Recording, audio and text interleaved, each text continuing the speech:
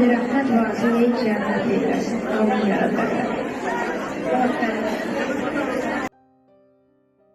Tanınmış həkim Rəşid Mahmudov ATV-də yayımlanan həmin zaur verilişinə zəng edərək canlı yayımda səni axtaran verilişinin aparıcısı və layihə rəhbəri Xoşqədəm Hidayət qızına səslənib.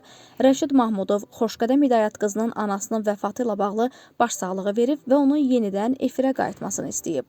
Allah anasına rəhmət eləsin, ana itirmək ağırdır.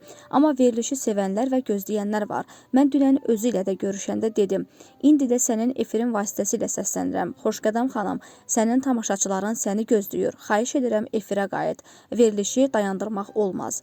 Verilişin aparıcısı Zaur Kəmal da Rəşid Mahmudova qoşularaq Xoşqədəm Hidayət qızından yarımçıq qalan taleyləri və problemləri yarıda qoymamağı rica edib. Bilirsənmi, dünya, aləm, nə qədər adam sənin valideynlərinə sağ ki, rəhmət oxuyur. Hələ də oğlumun məzarına gedə bilməmişəm. Bu sözləri mərhum meyxanaçı Xəyyam Əhmədlinin anası Zöhrə Quliyeva deyib. O, bu barədə Xəzər axşamı proqramına açıqlamasında bildirib.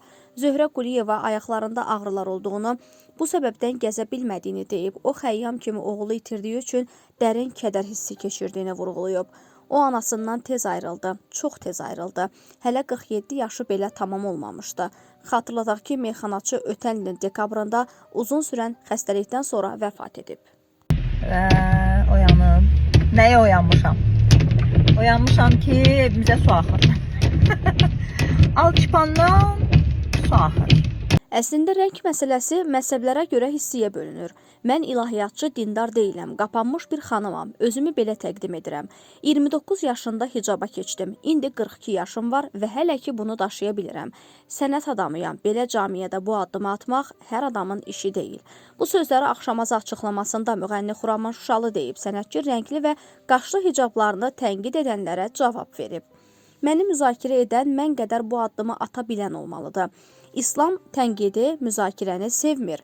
Rəbbim deyir ki, mənimlə olanı özüm görürəm. Başqasında eyib, əyri nəsə axtaran özü ilə ilgilənsin. Mən ideal olmayanlardanam. Din demir tərki dünya olun. Show biznesdə örtünə bilirəmsə özümü alqışlayıram. Eyib axtarmaq o qədər asandır. Qonşu filan kəs nə deyərlə yaşamıram. Özüm öz günahıma görə cavab verəcəm. Hər kəs özü ilə maraqlansın.